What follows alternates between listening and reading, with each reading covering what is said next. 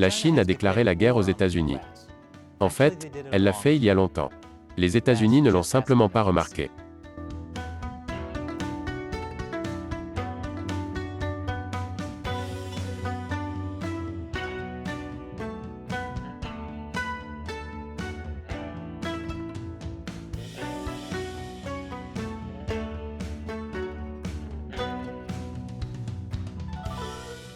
Bienvenue à Chine non censurée. Je suis Chris Chappell. Je sais que nous avons tous été occupés à gérer la guerre aux portes de l'Europe, l'invasion de l'Ukraine par la Russie.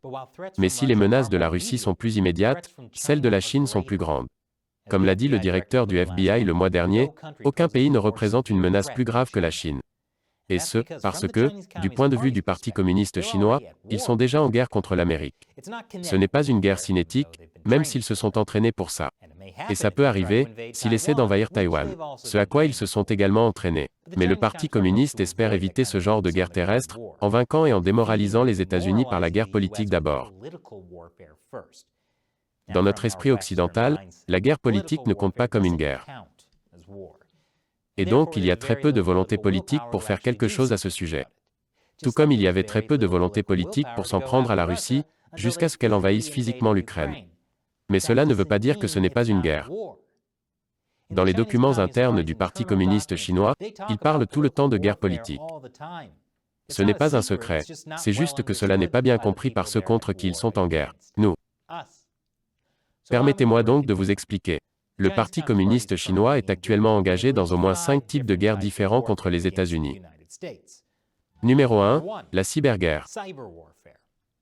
Le gouvernement chinois, et pas seulement des acteurs privés, cible les États-Unis avec des opérations de cyberguerre nombreuses et complexes. Que vise-t-il? Chaque industrie. Selon le gouvernement américain, ces cyberactivités malveillantes visent les soins de santé, les services financiers, l'industrie de la défense, l'énergie, les installations gouvernementales, l'industrie chimique, l'industrie manufacturière critique, y compris l'automobile et l'aérospatiale, les communications, les technologies de l'information, le commerce international, l'éducation, les jeux vidéo, les organisations confessionnelles, et même, les cabinets d'avocats. Oui, le régime chinois vient pour nos jeux vidéo et nos cabinets d'avocats. Aux armes, Amérique, aux armes, et au cas où vous penseriez que tout cela appartient au passé, ce n'est pas le cas. C'est en train de se passer maintenant. Le régime chinois mène également des opérations dans le monde entier pour voler la propriété intellectuelle et les données sensibles de secteurs de recherche travaillant sur la réponse Covid-19. Donc, leur couverture de Covid conduit à une pandémie mondiale, et ensuite ils volent les recherches américaines sur comment arrêter Covid. C'est ce qu'on appelle boucler la boucle. La cyberguerre du régime chinois a pour but de soutenir l'économie de la Chine, y compris ses secteurs manufacturiers et technologiques. Il s'agit aussi de rendre l'économie américaine plus faible. Des responsables de la Maison-Blanche ont déclaré en 2019 que le vol de technologies et d'autres pratiques commerciales déloyales provenant de Chine coûtent à l'économie américaine plus de 57 milliards de dollars par an. Selon d'autres estimations, le montant des vols est 10 fois plus élevé. La vérité, c'est que personne ne le sait exactement. Les entreprises privées n'ont pas l'habitude de rendre public leur piratage, car cela nuit au cours de leurs actions. Mais vous savez ce qui nuit aussi au prix des actions? Se faire pirater sa propriété intellectuelle et la remplacer par des copies chinoises bon marché dans 5 ans. Ce qui m'amène à numéro 2, guerre économique. Juste après cette courte pause. Bienvenue à nouveau. Le Parti communiste chinois est engagé dans une guerre économique. Ils veulent que la Chine remplace l'Occident comme centre manufacturier du monde. Ce qu'elle a presque fait. Le Parti communiste chinois comprend un principe économique fondamental qui est vrai depuis des siècles, le pays qui contrôle l'industrie manufacturière contrôle le monde. Les Américains devraient comprendre cela. Après avoir aidé la Chine à rejoindre l'OMC il y a 20 ans, les États-Unis ont perdu près de 4 millions d'emplois au profit de la Chine. La perte de l'industrie manufacturière américaine a vidé la classe moyenne américaine, tout en enrichissant les entreprises chinoises, des entreprises qui profitent d'une main-d'œuvre bon marché, et parfois même d'un travail d'esclave, en Chine. Le t-shirt en coton que vous portez, il a peut-être été fabriqué par des esclaves ouïghours. Bien sûr, la Chine ne fabrique pas seulement nos t-shirts. Elle fabrique également nos appareils électroniques, nos panneaux solaires, nos médicaments, nos masques de protection, nos pièces de machine, et la liste est encore longue.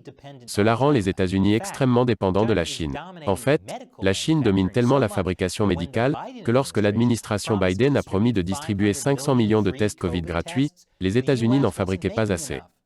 Les États-Unis dépensent donc maintenant 1,3 milliard de dollars pour acheter des kits de tests Covid fabriqués en Chine. Pour les Américains. Et comme les Américains sont dépendants de la Chine, imaginez ce qui se passerait si nous entrions dans une guerre cinétique avec la Chine. Ils pourraient couper notre approvisionnement en marchandises, tout comme ils ont accumulé les masques de protection juste après le début de la pandémie. Ce n'est pas un accident. C'est une partie de la guerre économique du régime chinois. Lorsqu'ils essaieront de prendre le contrôle de Taïwan dans le courant de la décennie, beaucoup de gens aux États-Unis diront « Attendez, nous devons encore travailler avec la Chine. Laissons la Chine avoir Taïwan pour ne pas perdre nos relations commerciales. » Donc, la guerre économique actuelle les aide à se préparer à une guerre cinétique dans le futur. En attendant, on va continuer à acheter des t-shirts chinois fabriqués par des esclaves ethniques. Nous devrions tous acheter des t-shirts qui disent « J'ai fermé les yeux sur le nettoyage ethnique en Chine, et tout ce que j'ai eu, c'est ce t-shirt un peu moins cher. » Sérieusement, achetez ce t-shirt. Il est vrai, et il est disponible dès maintenant sur chinauncensored.tv/merchandise. Le lien est ci-dessous. Et ne vous inquiétez pas, il n'est pas réellement fabriqué en Chine. Numéro 3, guerre juridique. Le Parti communiste chinois est peut-être un régime voyou qui se place au-dessus des lois chinoises. Mais cela ne l'empêche pas d'utiliser la guerre juridique contre d'autres pays. Selon le quotidien d'État chinois, Legal Daily, la guerre juridique consiste à faire valoir que son propre camp respecte la loi, à critiquer l'autre camp pour avoir violé la loi, et à défendre son propre camp dans les cas où il y a également des violations de la loi.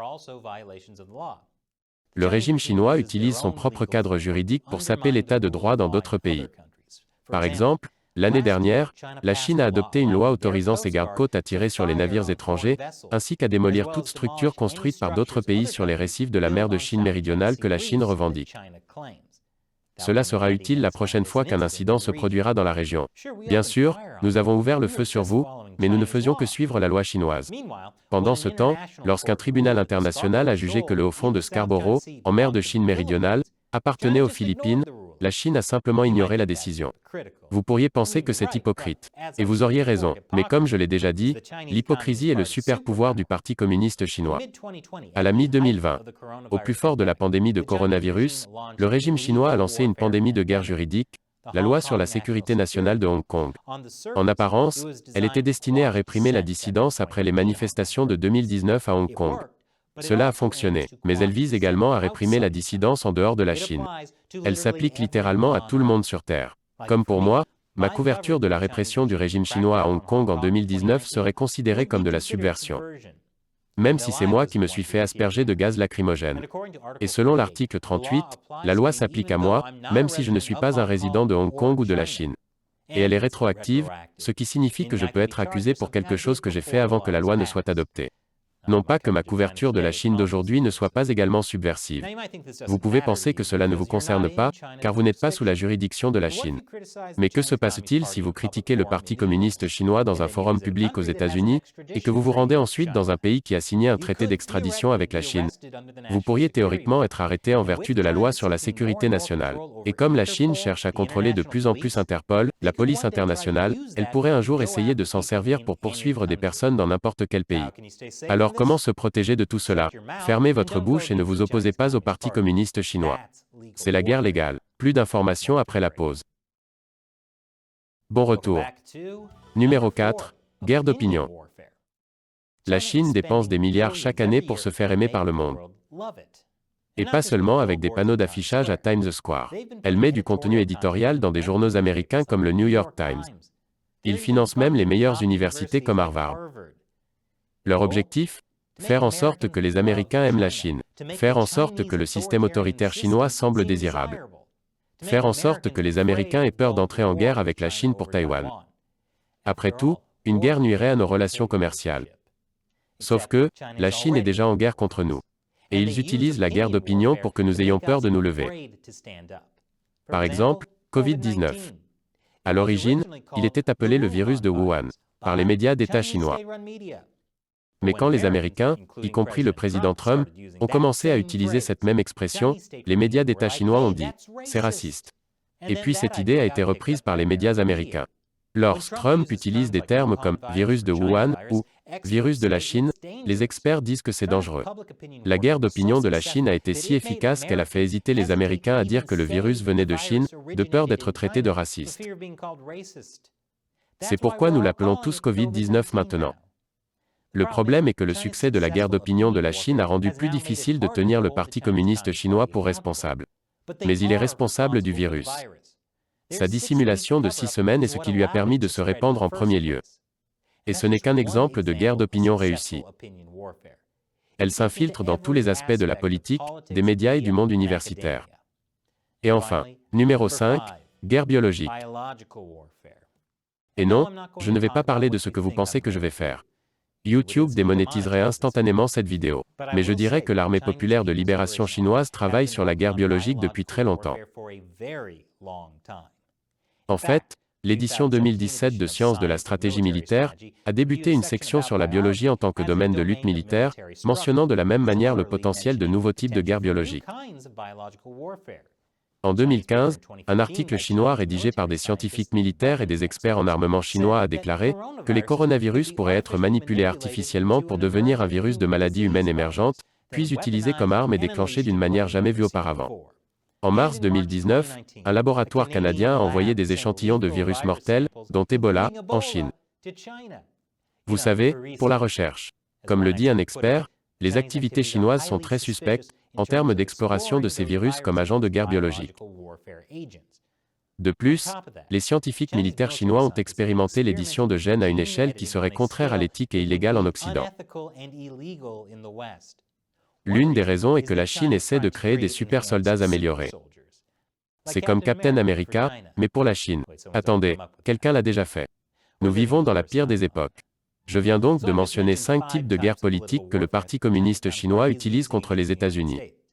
Ce sont des outils utiles maintenant, et surtout à l'avenir si la guerre avec la Chine devient cinétique. Et il y en a plus que ces 5 types, mais je vais devoir les garder pour un prochain épisode. Alors, que peuvent faire les États-Unis? Faire preuve de sagesse. Reconnaissez que la Chine est déjà en guerre contre les États-Unis, nous pouvons donc l'arrêter avant que cela ne se transforme en une situation comme celle de la Russie et de l'Ukraine. Ne croyez pas à la propagande du Parti communiste chinois. Et surtout, n'ayez pas peur de les dénoncer pour ce qu'ils font. En attendant, aidez-nous dans notre propre combat pour mettre fin à la guerre politique du Parti communiste. Étant donné que YouTube démonétise un grand nombre de nos vidéos, une façon de nous aider est d'acheter et de porter nos t-shirts Chine non censurés. Ils sont disponibles sur chinauncensored.tv/merchandise. Cela inclut notre dernier modèle que j'ai mentionné. J'ai fermé les yeux sur le nettoyage ethnique en Chine, et tout ce que j'ai obtenu, c'est ce t-shirt légèrement moins cher. Encore une fois, ce t-shirt n'est pas fabriqué en Chine. Cliquez sur le lien ci-dessous pour le voir. Je suis Chris Chappell. Merci de regarder Chine non censurée.